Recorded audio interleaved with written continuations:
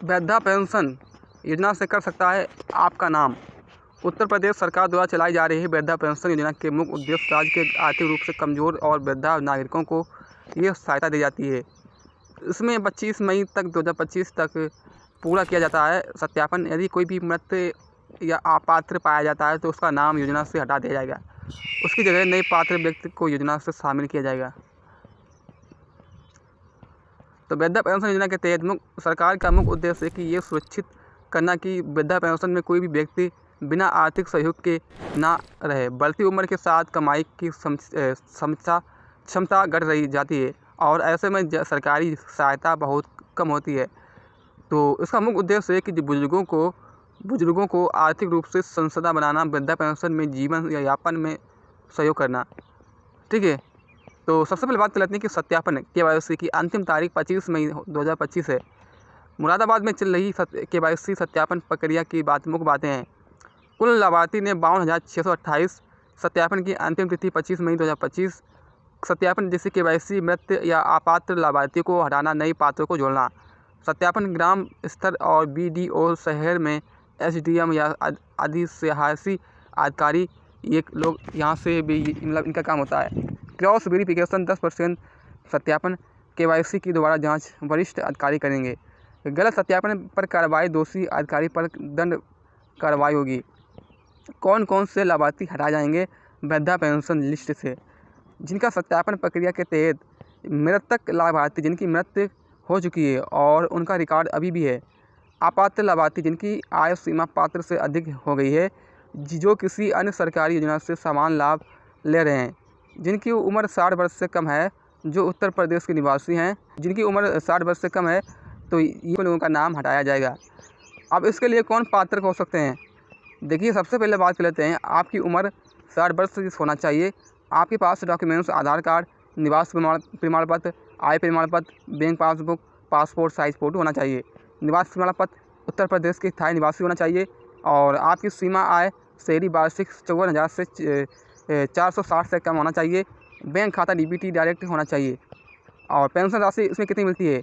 उत्तर प्रदेश सरकार द्वारा वृद्धा पेंशन योजना के तहत हर व्यक्ति को 1,000 रुपये प्रति माह 3 माह में एक बार 3 राशि में DBT के माध्यम से बैंक खाते में पैसा भेजा जाता है। ग्रामीण और शहरी क्षेत्रों में सत्यापन प्रक्रिया। ग्रामीण क्षेत्रों में खंड विकास अधिकारी BODO के जरिए होता है। अब गलत जानकारी जैसे कि गलत सत्यापन कराने का सख्त कार्रवाई होगी। यदि किसी जीवन लाभार्थी को गलत तरीके से मृत घोषित कर दिया जाता है या अपात्र बताकर योजना से बाहर कर दिया जाता है तो उस क्षेत्र में संबंधित जैसे BDO, ग्राम सचिव आदि पर कार्रवाई की जाएगी। प्रत्येक मंडल में 10% सत्यापन का क्रॉस वेरिफिकेशन किया जाएगा। दोषी कर्मचारी या अधिकारी को सख्त विभागीय कार्रवाई होगी। अब जरूरी इसके लिए कौन से डॉक्यूमेंट्स लग सकते हैं? सत्यापन के लिए सबसे पहले आपके पास आधार कार्ड, राशन कार्ड, निवास प्रमाण पत्र, BPL कार्ड, आय प्रमाण पत्र, बैंक पासबुक होना चाहिए। Passport size photo, mobile number होना चाहिए आपके पास। देखिए, नंबर 1 पर आधार कार्ड, राशन कार्ड, निवास प्रमाण पत्र, BPL राशन कार्ड, आय प्रमाण पत्र, bank passbook, passport size photo, mobile number, मतलब 1 2 3 4 5 6 7 चीज़ें आपके पास होना चाहिए।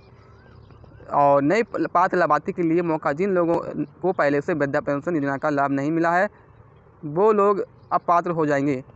विशेषकर ये लोग आवेदन कर सकते हैं जो हाल ही में 60 वर्ष पूरे हो चुके हैं, जो BPL श्रेणी में आते हैं, जिनकी वार्षिक आय मानव से कम है, जो किसी अन्य पेंशन योजना का लाभार्थी नहीं है, वो लोग इसका लाभ ले सकते हैं। जीरो पॉवर्टी अभियान से जुड़े परिवारों को मिलेगा लाभ। सरकार ने हर गाँव से 25 ऐसे परिवार को चुन लिया है जो सबसे ज़्यादा गरीब हैं। इन परिवारों को जीरो पॉवर्टी अभियान के तहत वृद्धा पेंशन योजना से जोड़ा जा रहा है। यदि आप ऐसे किसी जिन परिवार से हैं तो आपको परिवार के 60 वर्ष या उससे अधिक आयु के सदस्य को सीधे योजना में शामिल किया जाएगा। पहली किस्त की भुगतान तिथि है 10 जून 2025 से। और ठीक है, इसके लिए आवेदन कैसे करें? यदि आप पहली बार आवेदन कर रहे हैं तो अगर आप किसी CSC केंद्र पर जाएँ या फिर अपने CSC मतलब किसी आप अपने शहर में दुकान पर जाएँ, सभी डॉक्यूमेंट्स जमा करें, आवेदन पत्र भरें। अधिकारी द्वारा सत्यापन के बाद आवेदन को स्वीकार होगा। कुछ हफ्ते में DBT द्वारा खाते में पैसा भेज दिया जाएगा। जन जागरूक समय पर सत्यापन न कराने पर कर सकता है नाम। बहुत से बुजुर्ग अभी तक इस सत्यापन प्रक्रिया से अनजान हैं। यदि वे 25 मई तक अपना सत्यापन नहीं कराते हैं, KYC नहीं कराते हैं, तो उनका नाम लाभार्थी से सूची से हटा दिया जाएगा। अगली तिमाही किस्त से पेंशन नहीं मिलेगी। इसलिए आप अपने गांव मोहल्ले के बुजुर्ग को विशेष रूप से बताएं। तो आई होप ये वीडियो आपको बहुत पसंद आई होगी। वीडियो को लाइक करें और हमारे यूट्यूब चैनल को सब्सक्राइब करें। Thank you.